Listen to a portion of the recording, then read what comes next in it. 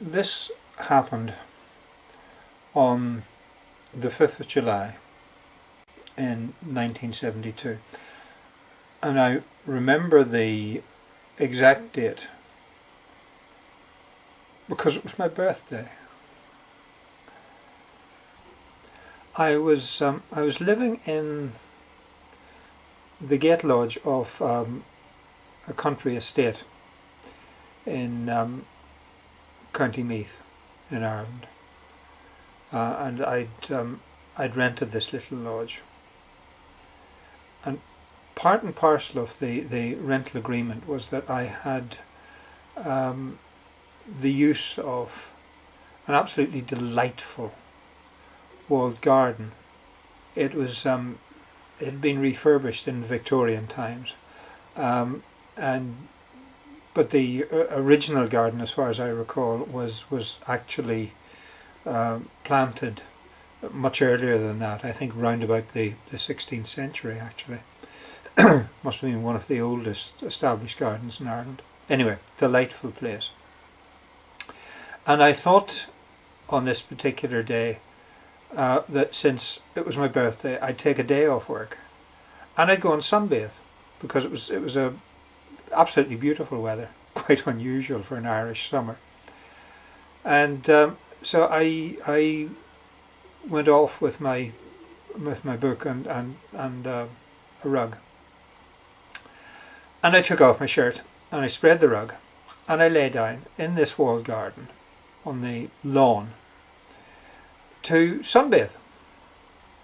And as I was lying there, a young woman came into the garden.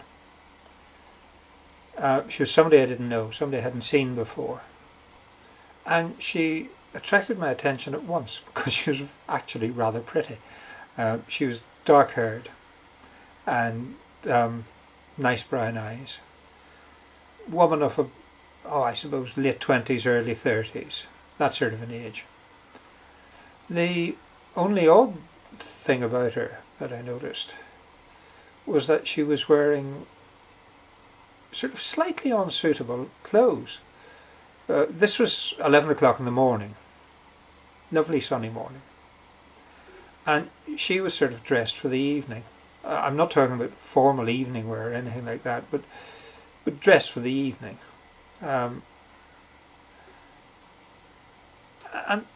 the clothes were sort of old-fashioned, I suppose. At least they struck me as old-fashioned. What do I know about women's clothes? Anyway, I watched her as she walked across the lawn, and when she came within a yard or two from me, I said, "Good morning," and she ignored me. And I remember thinking, that's rather rude. But she walked on past, and after she'd gone, I don't know, another dozen steps or so, she came to a little box hedge, very, very low, only about, I suppose, 18 inches, 2 foot high, little ornamental thing. And she disappeared. And I watched this happen, and it was exactly like those old Star Trek movies where they go onto the transporter. One minute she was standing there, and the next she'd sort of dissolved into little sparkling lights, and then she disappeared. And of course I didn't believe it. I mean, it's crazy what goes through your head in situations like this, because I remember thinking, she's hiding behind the hedge. I mean, the thing was only about 18 inches high. But I jumped up and I ran over to the hedge, and I looked over, and of course she wasn't hiding there. She wasn't anywhere. She'd just disappeared. And I stood looking at the spot. And all of a sudden I had actually had hair in those days. And I literally felt the hair on the back of my neck stand up.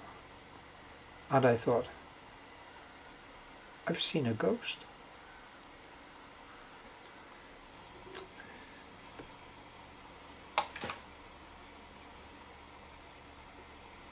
Was it a ghost really?